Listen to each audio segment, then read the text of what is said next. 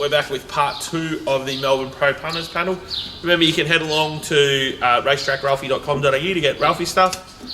Head to One to Follow to grab pots of stuff. You can also head to One to Follow. That's where you find us to watch this. And the boys have now upped the ante. If you don't like looking at us, which, let's face it, no oil painting, you can now get the podcast for while you're out and about and walking the dog, and it won't true up your data. And part of that, Ralphie's trying to save us from being a podcast only show here, so better quality. So uniform. Boys, there's been some interesting races in the last week or 10 days or so, and I've been on the receiving end of most of them, so I can't believe it. I thought it would be worthwhile, Jumpy, us talking about 3 races at 3 different sort of levels of racing and attention. And it gives us a chance to highlight how big the job is for stewards, how they don't seem to be quite getting to the bottom of it, Ralphie. I don't want to interrupt because we're doing a podcast. We have to do a tease because I've been in the FM radio to speak. Right. A tease. Stand by for something about an apprentice jockey, Talia Hope. Back to you, Potts. Okay. And we will be highlighting the how hard it is for stewards to do it properly, and also how cursed I am. So the 3 races we're going to talk about. Bendigo. Last Wednesday week ago, yeah. So the race that King of England was favourite with Craig Williams on, and Dreaded was the clear second favourite with Regan Bayliss on. The other race, we're going to talk about the Douglas White scenario in Perth. Yes. And there was a race at Benalla. I haven't done that, sorry. Race 7 at Benalla, and the firm favourite, or the clear favourite in the race was Rory Mack, and a stablemate that was out of the market, although supported, won the race. And I think that's a good race for punters to go and have a look at, and they can write into us or tell us whether they think it's an interesting race, and it's a race that perhaps the stewards should have a really close look at. So just I'll stop you there. So if anyone hasn't seen them, it was about race 3 or 4 at Bendigo on last Wednesday. So the race was won by Welcome Striker. Yep, it was race 8 at. It was So it was race 4 at Bendigo. It was race 8 at Ascot on Saturday, and it was race 7 at Benalla on Saturday. They're the 3 races. Yeah. So let's start with Bendigo. So the first point punters need to know now. I've got at the time, I blew up immediately after this race. Oh, you weren't alone without having any access to sectionals or anything. But when I've actually got the sectionals, I can tell the punters out there for the first half of the race, they have gone 25 lengths slower than average for the first half of that race.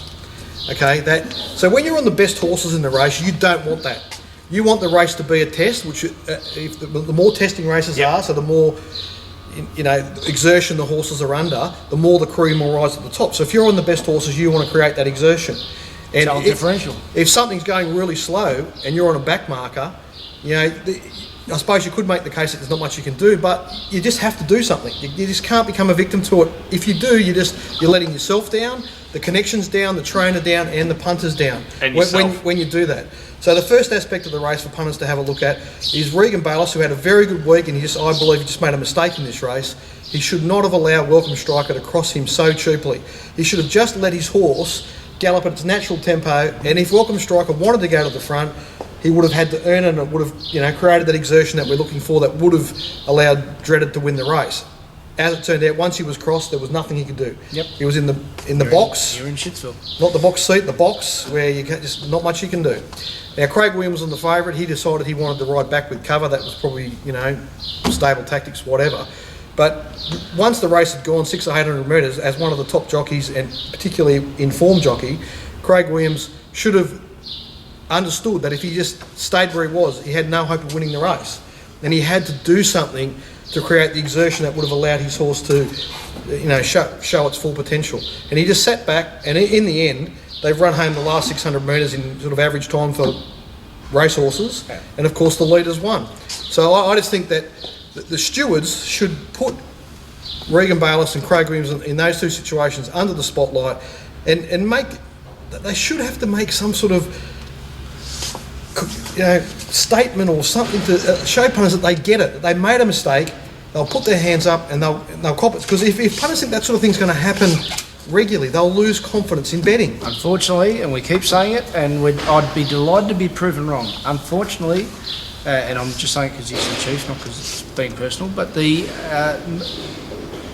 Victorian stewards under Terry Bailey, and I don't follow any other jurisdictions, I can't compare, they refuse to put jockeys under the spotlight for poor rides. Now, tactically poor. I'm not talking about anything illegal, I'm not talking about anything nefarious, I'm talking about tactically poor rides, because eventually you give your horse no mathematical chance of winning the further back you get in a race. And it could have been here famously on Yankee Rose in the VRC Oaks, it could be that Bendigo race you're talking about, Potts. And punters do their heads in, one, when they lose, and then two, when jockeys get away with such lazy, the opposite of proactive rides. Yeah. Bordering on a so one of the points that I want to make is that how much being financially committed to those races as a punter heightens your focus and your feeling. So it's one of the problems to me is that punters feel really outraged when things like that occur. But the people that are charged with this responsibility of looking into it don't feel that same pain. And like it's another I don't know what the answer is, because the other two races we're going to talk about, I had no financial interest in at all. And while I can see there are things there to look at, it's not as meaningful to me as that race at Bendigo, which was a very expensive race for me. And so I just think that something the industry's got to deal with is the emotion and the feeling that comes with being financially committed to a race. 4 words, Potts: skin in the game. Yeah, skin in the game. You've got skin in the game when you have a bet, when we have a bet, we've got skin in the game, and our stewards need to realise that because we have got skin in the game, so we're the customers, that they need to talk to the industry's customers even in their questioning. And it's, I think by extension,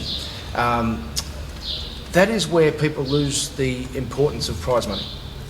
Because isn't it amazing, and I mean this lazily, and you can't be at your top all the time, but what we do, our seats aren't travelling 60 k's an hour, all that type of stuff. But the more money that's on the line, the more you concentrate. And isn't it amazing that the jockeys who put in those type of lazy rides, the elite jockeys, they happen to be in those midweek type venues. The more money that's up for grabs, and that's why I think from punters' point of view, the higher the prize money, it's a good thing. So let's get prize money up because I think it focuses the mind. If you want to talk about skin in the game, I either directly or indirectly had a bet in each of those 3 races. I backed. Do they actually rig you at the moment? I was on Scales of Justice. I was on the 2 that you tipped up, Potts, in the race at Bendigo, and I had a quaddie at Benalla. So just Saturday, they're basically jumping. Standard stuff. But the 2 things in, once they've announced correct weight, purely from a punting perspective, I don't care because they're not going to go back in and resettle the bet in 3 weeks' time, whether they find Douglas White guilty or whatever. But at least you can relieve some of the sting. It's not going to make any difference to me because I'm going to butter up and bet tomorrow. I'll just go, it's just variance. But if it's your last, if you've had your absolute last on Scales of Justice or on that race at Bendigo or the race at Benalla, if you'd had your last on that, you would be filthy with the level of examination that was given to it by the so-called umpires and policemen of the sport. In fairness, Juppy, we don't want to be appealing to people who would have their last on a race. No, but the thing is, should be anyone who's engaged. Well, that should be the mindset of the stewards, though. They should be going what's happening if someone's had their last on this, and what would they be expecting? I can cop cop incompetence from officials, from players, from participants, from everyone. The only person I won't cop incompetence from is myself. Because if I can control it, then it's my fault and I can work to fix that. But, some of the stuff that just happens is astounding. So with the railway, there's a couple of factors. I think it's a nonsense to compare it to what Luke Nolan did, even though one didn't. Because he actually, to me, it's more the analogy of what Luke did was pretty foot in the brake, inadvertently. Yeah. But he did. And then it was probably 3 or 4 strides from the line. It wasn't, not one. And what Douglas White did was take his foot off the accelerator. Would that be more fair? He didn't stop. He just stopped the hard pushing. I honestly don't think it would have changed the result. But would this be fair, Chucky? What you wanted to do was not have that doubt in your head. Yeah, exactly. All I needed from him, Ralph, was for him to ride 5 strides past the line. No, 100%. Yeah, that's what I'm because the saying. thing is... Because we don't know. I know that if you're new to the game, and especially with someone like him, he's come across, he's a big jockey. I know that he's one of the best jockeys in the world.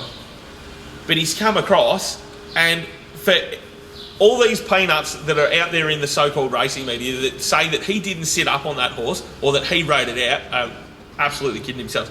He stopped riding it out, he half smiled for the camera because he thought he had the race won, and like, I'll cop that, he made a blue. But then don't tell me he hasn't made a blue though. Yes. Because he clearly has. And I know that he's better than that. Like, that's one...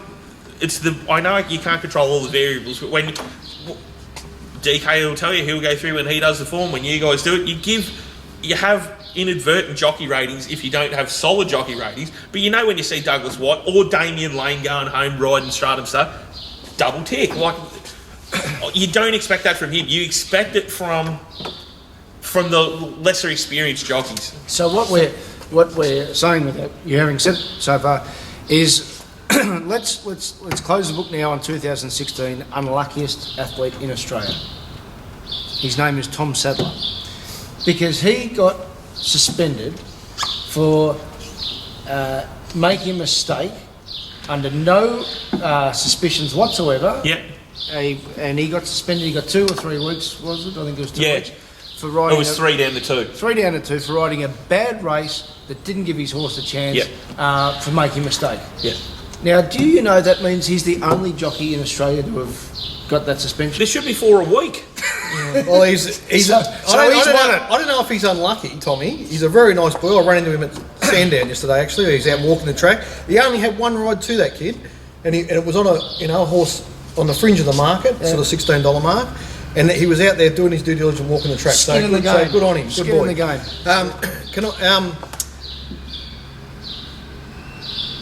I don't necessarily think he was unlucky, Ralph. I think the rest of them are lucky.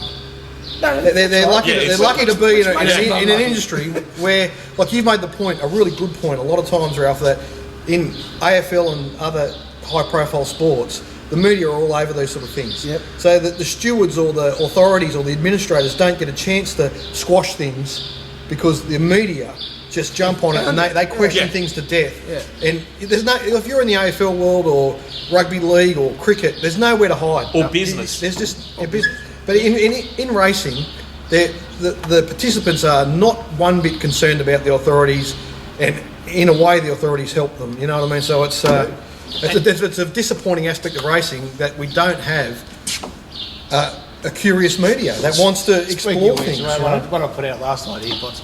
So, and this does involve punters, even though it's about administrators and all.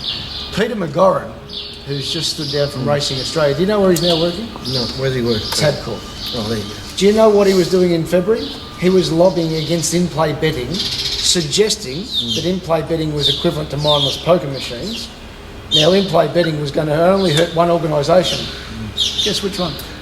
Is it the one where you can bet live in their retail outlets, Ralph? And is it the one that also, if you want to talk mindless poker machines, that do trackside? And again, we're not being holding them down, but we're just saying honestly, the level of scrutiny is embarrassing in this sport. So that's why we provide it. So I just want to make my comment on the race. That's Scott. I didn't watch the race live. I've only watched the replay. My reading of it is anyone who thinks something strange didn't happen in the last 2 strides of that race is in denial. Yeah. Something peculiar happened. Did it cost Scales of Justice any ground? You could debate that, but I would say it almost certainly has cost it a matter of millimetres, maybe inches. Yep. Would it have won the race otherwise? Probably not, but, as you said, now the main point to me is anyone that backed that horse would feel slighted in some way, right? There'd be different scales of it, but there'd be nearly no. I don't think there'd be any punters that backed that horse that felt that they found out everything they should have found out. Yeah, I'm coming away with it with doubt. That's what you and so then now I can say with no knowledge, just an opinion, but a confident opinion that if that happened in Hong Kong, Douglas White would have a real problem on his hands. The authorities in Hong Kong would not tolerate the perception that he didn't ride a horse fully out to the line. They would not tolerate it. But in Australia, I'll be watching what happens here, because in Australia we seem to be a bit more tolerant of these things. Well, let's wrap it all in a bow, because in Hong Kong, from the CEO down, including their stewards, they put punter first. Yeah, absolutely. So in that scenario, you talked about Kelly Hancock's before, and everyone's been considered. The first thing they consider is punters. Yep. They would say the perception of that ride for punters is not right. Yep. Here's your holiday, Douglas, and don't do it again. So now can we just move on to the the Benalla race? Benalla race, I don't want to talk about this too much. I just want the punters to go and have a look at it. Rory Mack was the clear favourite. Yep. It had raced in the first third of the field in its 3 runs this prep, where it had finished in the placings and was coming off a particularly strong win. The jockey got it well back in the field, and to me, he made a series of poor decisions. Before that, Potts, it drew wide, didn't it? Yep. And basically when they jumped, he had the option there to either go forward and assume his normal role or jag back. Yeah, he had options. Like, as we've discussed on the show many times, wide draws give you options. He had options, and he chose to go back. And then when he got back, he chose to steer that horse into the dense part of the field, where he was very unlikely to, he was going to need an awful lot of luck. Anyway, and a favourite, stablemate of the favourite that was backed from $50 into about $16, and there were several other horses backed that were on the fringe of the market to beat that favourite. And that stablemate won the race. So I would think that that's a race that stewards would be thinking, we need to investigate all aspects of the betting in this race and the characters involved very closely. And as we regularly say, it might come up with nothing, but at least as punters, we think, well, the stewards are on our side because they're checking these things. Yeah, the other thing is, the favourite still did manage to run third, didn't it? It's incredibly has run third. Incredibly, given the get back in touch with us after you've seen that. Yeah, have a look at it and then tell us what you think. So, and I would just say that again, this is one of the problems for stewards. I'm not sure how many stewards were in charge of that meeting at Benalla, but it's a secondary meeting on a Saturday. You know what I mean? So it shouldn't matter, but the further down the chain you go, the less scrutiny these races Let's think about it. Say most of the stewards are based out of Melbourne, right? So they're going to go. Pakenham's going to get the chief steward. May or may not choose to have a break because it's not a city meeting. Yep. So then you've probably got the B set then going to, not that there's a big drop off, but they're going to Pakenham. Mm-hmm. Now the next set under them have probably got the option they can either drive the hour to Balnarring or the 2 hours to Benalla. And Benalla finished it around 7 o'clock. So you're probably not getting home till after 9 o'clock. They're sending the absolute what's left to them. So Pakenham was a city meeting, wasn't it? Mm-hmm. Yeah. So I'll get to that in 1 sec. I want to wrap up one thing about the Kingston Town. Yeah. I did a blog with Vince Accardi on this, so I had a real handle on all the abilities. So because on this show we do positives and negatives. Yeah. We've covered the negative. I just want to say one unbelievable positive about the winner in 2 parts. Darren Weir, how often would a stallion lose form, be drifting around, and you go, well, you're not interested in racing anymore. Yeah. And so in Vince's numbers, however you want to do it, but we're talking about speed, he was up to a +10 level horse when he won the Rupert Clark. Yep. And he ran a placing in the Toorak. He was drifting around the 3s. We got him over there, 2 barrier trials, and got him back near his level. And then Damien Lane, take this to the bank. Never mind all the controversies about Scales of Justice. Had he not sat 3rd line, made sure that horse was, 2nd line, 3rd defence was 2nd line. If he had just conceded 1 spot, Scales of Justice would not have worked as hard. Yeah. And he would have lost the race. Scales of Justice would have won. Douglas White could have sat up 100 out. He could not have won if he had been 3rd line. But by working to 2nd line, he mailed Scales of Justice overreach. So what I'm saying is that Darren Weir and Damien Lane, sensational training ability, and I know that might be standing obvious, but it was a real Group 1 elite at its top. Yeah, I'd say that for all 4 involved, apart from the Douglas appearing to misjudge where the winning post was. Yeah. But trainers of both horses, 100%. both jockeys, everything else about the race, full credit to them. Yeah. I mean, they dominated it's not the top level Group 1 race, but a Group 1 race with, horses that a lot of work would have gone to get them to that level, like a lot of them. There was a recent Perth horse who came over and was competitive, and those horses would definitely be competitive. Yeah. Well, I don't know if back to the Pakenham thing. So Talia Hope rode the first winner, Invincible Owl. Yes. Yes. So she draws inside. Hasn't got a heap of gate speed over 1,000 metres, and then it was like you would coach her, Potts, because she then just slowly edged off the rail, came down 4 off the fence, Wise Hero, whether he put up saw or whatever, but she won the race. Yep. Thought the race through perfectly. That was a $70,000 race. Yes. The City Meet.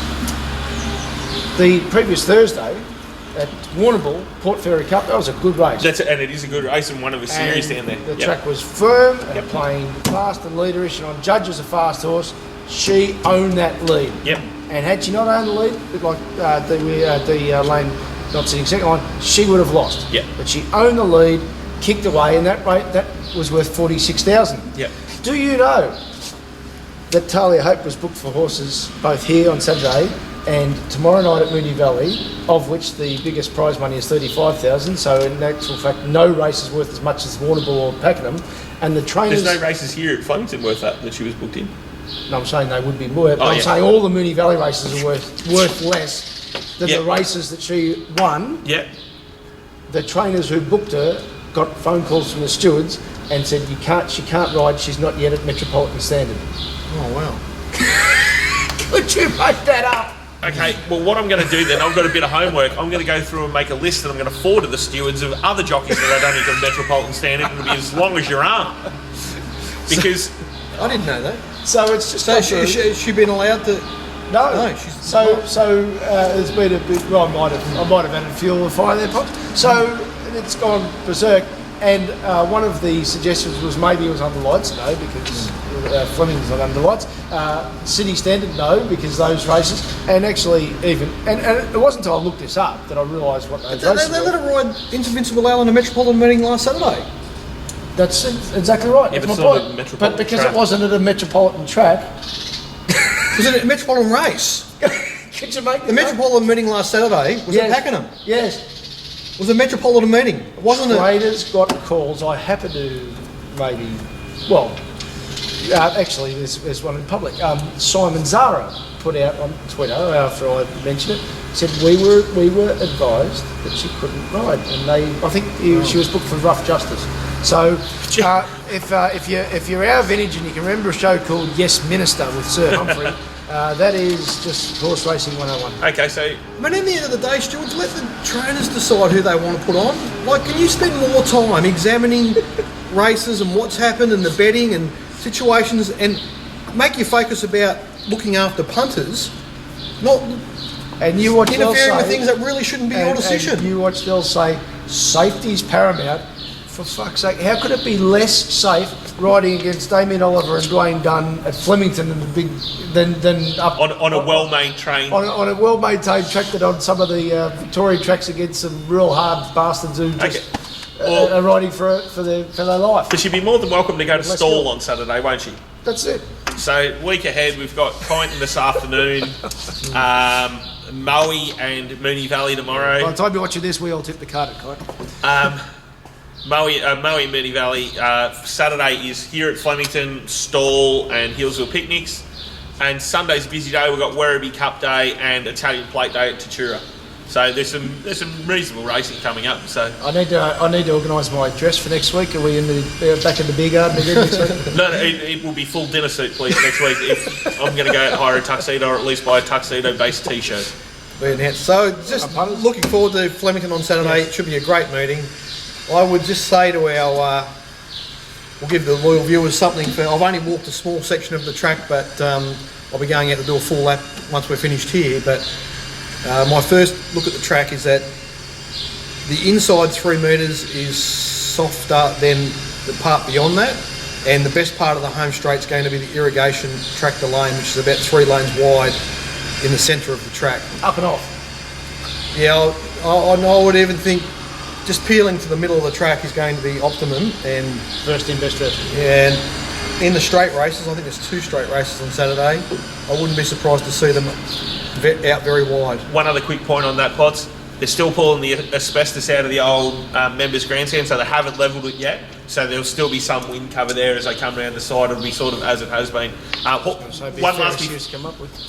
One last one before we go. Horses to follow, boys. I'll go with Aussie's horse. Pontiel? Absolutely. Yes. You go first. I'll just remember Pakenham. Well, that early, who won the sprint? The 1,000 metre race, Pakenham race 3. So Invincible Alpha. Tychiato. Well, they'll keep winning over 1,000 metre race tomorrow. Mooney Valley. Well, she seems to particularly like that surface of Pakenham. So yeah, her best ratings are at Pakenham. You can tell I was just fudging thinking for time. Get the picture. Next start, all the things that Pot said about the way Pakenham raced, and that was a big peak run at Mooney Valley, so I reckon he was a bit flat and in the wrong spot because of the way he was drawn, not the way he was ridden. We only get the pictures in for a good summer. Inside horses that, ran below expectations from inside draws at Pakenham are worth following. So Diamond Baroness fits into that category. She's been heavily backed at both the last 2 runs, and she's been on the wrong side of the bias both times. I haven't got anything else to offer in terms of the horse to follow, Juppy. That'll be all right. Remember. All right, well, we'll be back. Last say, our horse will be back yesterday. She's going to win. She'll go right through all grades. All right. Last say it. Good luck, punters. We'll be back next week.